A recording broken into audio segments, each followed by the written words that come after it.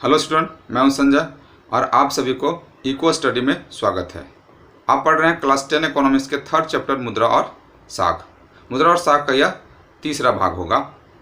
आज हम लोग तीसरा भाग में पढ़ेंगे सबसे पहले ऋण की शर्तें, जिसमें हम लोग देखेंगे आवास ऋण अर्थात होम लोन। इसके बाद पढ़ेंगे विविध प्रकार के साख प्रबंध, जिसमें श्यामलाल, अरुण और रमा की साख प्रबंध के बारे में जानेंगे। इसके बाद पढ़ेंगे सहकारी समितियों से ऋण, और अंत में हम लोग देखेंगे बोर्ड एग्जाम में किस प्रकार से क्वेश्चंस वीडियो के इस भाग से आ सकता है। तो आइए अब शुरू करते हैं ऋण की शर्तें। तो चलिए सबसे पहले हम लोग पढ़ते हैं ऋण की शर्तें। ऋण की शर्तें क्या है? जब कोई भी व्यक्ति ऋण लेता है तो उसे ऋण के बदले कुछ शर्तों को पूरा करना होता है, चाहे वह बैंक से हो या फिर साहूकार से। अर्थात किसी से भी अगर वो ऋण लेता है तो कुछ शर्तों को पूरा करना होता है। अर्थात ऋण की शर्तें, जब कोई भी व्यक्ति ऋण लेता है, चाहे वह बैंक से हो या फिर साहूकार से, उसे ब्याज की एक दर निर्धारित करनी होती है, जिससे कर्जदार महाजन को मूल रकम के साथ लौटाता है।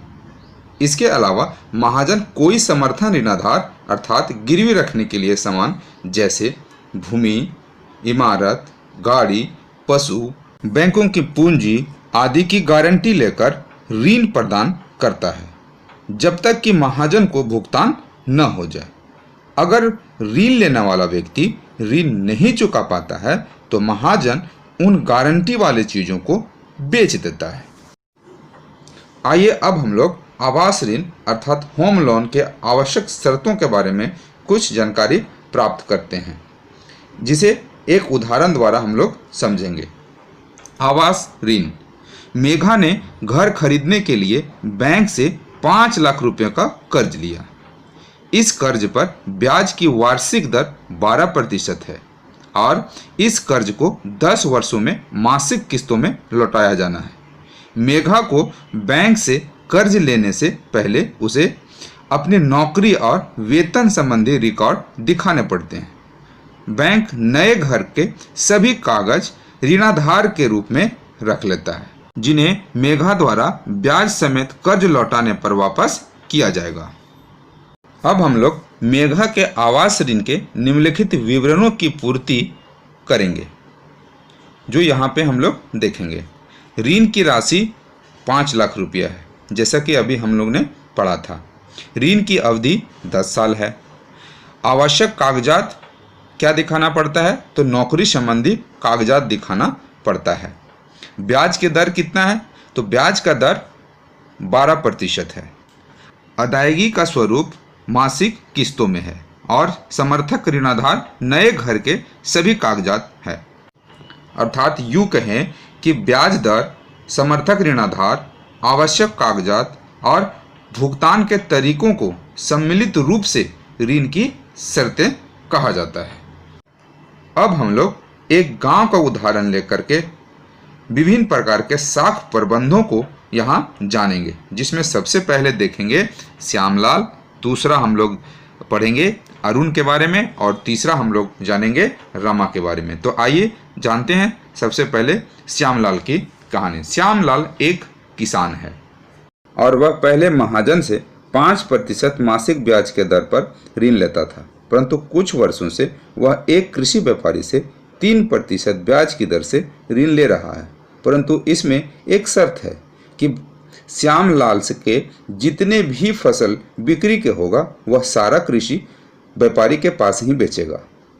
इस प्रकार कृषि व्यापारी को बैठे बैठाए ब्याज की दर एवं फसल की खरीदारी से भारी लाभ हो जाता है। अरुण भी एक किसान है जिसके पास 7 एकड़ जमीन है और वह बैंक से 8.5% वार्षिक ब्याज के दर पर ऋण प्राप्त करता है। अरुण योजना बनाता है कि फसल के कुछ भाग को बेचकर ऋण की अदायगी कर देगा और बाकी फसल जैसे आलू शीतल गृह में रखकर पुनः बैंक से ऋण प्राप्त कर लेगा। वहीं रमा निकट के खेत में कृषि मजदूर के रूप में काम करती है। साल में कई महीने रमा के पास कोई काम नहीं होता है। उसे अपने रोजमर्रा के खर्चों के लिए कर्ज लेना पड़ता है। अचानक बीमार पड़ने या परिवार के किसी समारोह पर खर्च करने के लिए भी उसे कर्ज लेना पड़ता है। रमा कर्ज के लिए अपने मालिक अर्थात भूस्वामी से 5% मासिक ब्याज पर कर्ज लेना पड़ता है। रमा उस कर्ज को भूस्वामी के यहाँ काम करके वापस करती है। अधिकांशतया रमा को नया ऋण लेना पड़ता है, जबकि वह पुराना ऋण लौटा नहीं पाती है। वर्तमान में उसे भूस्वामी को 5,000 रुपये देने हैं। यद्यपि भूस्वामी उसके साथ अच्छा व्यवहार नहीं करता, फिर भी वह उसके लिए लगातार काम करती रहती है ताकि आवश्यकता पड़ने पर उसे ऋण मिल सके। इस प्रकार से गांव में विभिन्न प्रकार के साख प्रबंधों को यहाँ हम लोगों ने देखा, जिससे साफ तौर पर यह पता चलता है कि लिया गया ऋण अर्थात महाजन या फिर कृषि व्यापारी से लिया गया ऋण हमेशा हानिकारक साबित होता है, वहीं बैंक से लिया गया ऋण हमेशा फायदेमंद या लाभप्रद होता है। अब हम लोग सहकारी समितियों से ऋण के बारे में यहाँ जानकारी प्राप्त करेंगे। इससे पहले हम लोगों को ये जानना होगा कि सहकारी समिति क्या है। सहकारी समिति क्या है ये पहले हम लोग यहाँ पे जानकारी प्राप्त करते हैं। सहकारी समिति में कुछ लोग आपस में मिलकर एक समिति या संघ का निर्माण करते हैं और अपने स्वेच्छा से कुछ धन जमा करते हैं। सहकारी समितियों का मुख्य उद्देश्य अपने सदस्यों को सेवाएं प्रदान करना होता है, जैसे कम ब्याज के दर पर अपने सदस्यों को ऋण प्रदान करना आदि, तथा अपने लक्ष्यों को पूरा करने के लिए एकजुट हो सकें। इसे और बेहतर तरीके से समझने के लिए हम एक उदाहरण का प्रयोग करते हैं जो ऑलरेडी आपके किताब में दिया गया है। सहकारी समितियों से ऋण। बैंकों के अलावा ग्रामीण क्षेत्रों में सस्ते ऋण का एक अन्य स्रोत सहकारी समितियां हैं। सहकारी समितियों के सदस्य अपने संसाधनों को कुछ क्षेत्रों में सहयोग के लिए एकत्र करते हैं। कई प्रकार की सहकारी समितियां संभव है, जैसे किसानों, बुनकरों एवं औद्योगिक मजदूरों इत्यादि की। सहकारी समितियां कृषक सहकारी समिति सोनपुर के नज़दीक एक गांव में काम करती हैं। इसके 2300 किसान सदस्य हैं या अपने सदस्यों से जमा प्राप्त करती हैं। इस जमा पूंजी को ऋणाधार मानते हुए इस सहकारी समितियों ने बैंकों से बड़ा ऋण प्राप्त किया। इस पूंजी का इस्तेमाल सदस्यों को कर्ज देने के लिए किया जाता है। यह ऋण लौटाने के बाद कर्ज का दूसरा दौर शुरू किया जा सकता है। कृषक सहकारी समिति कृषक उपकरण खरीदने, खेती तथा कृषि व्यापार करने, मछली पकड़ने, घर बनाने और अन्य विभिन्न प्रकार के खर्चों के लिए ऋण मुहैया कराती है। इस प्रकार हम लोगों ने देखा कि सहकारी समिति से ऋण लेना बहुत ही लाभकारी होता है, क्योंकि सहकारी समिति अपने सदस्यों को बहुत कम ब्याज के दर पर ऋण उपलब्ध कराती है, जिससे सदस्यों को बहुत ही फायदा होता है। चलिए अब हम लोग बोर्ड एग्जाम में पूछे जाने वाले प्रश्नों के बारे में यहाँ जानते हैं कि किस प्रकार से बोर्ड एग्जाम में क्वेश्चंस आ सकते हैं। सबसे पहला क्वेश्चंस आ सकता है, सहकारी समिति से आप क्या समझते हैं।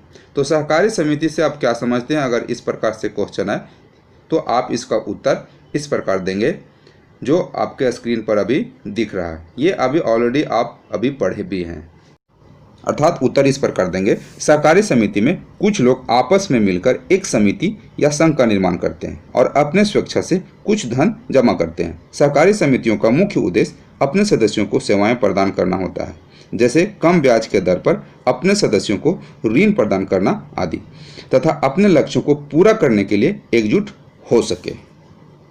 दूसरा क्वेश्चन हो सकता है, जोखिम वाली परिस्थिति में ऋण कर्जदार के लिए समस्या खड़ी कर सकता है, स्पष्ट कीजिए। इस प्रकार का क्वेश्चन 5 नंबर का आपका बोर्ड एग्जाम में आता है। तो इसका उत्तर हम इस प्रकार देंगे जो अभी आपके स्क्रीन पर दिख रहा है।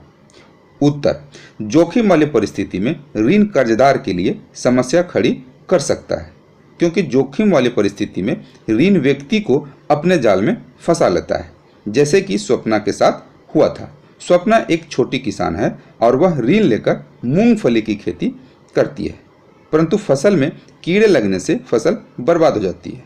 स्वप्ना पुनः दोबारा ऋण लेकर एक बार फिर मूंगफली की खेती लगाती है। फसल इस बार तो होती है परंतु उतना नहीं होता, जिससे स्वप्ना को दोनों ऋण चुकता नहीं कर पाए। स्वप्ना को अपने ऋण चुकाने के लिए जमीन का एक टुकड़ा बेचना पड़ा। अतः ऋण जोखिम वाली परिस्थिति में समस्या खड़ी कर सकता है। इस प्रकार से आप उत्तर इसका देंगे। तो आज का वीडियो यहीं तक, नेक्स्ट वीडियो में फिर मिलेंगे। तब तक के लिए धन्यवाद।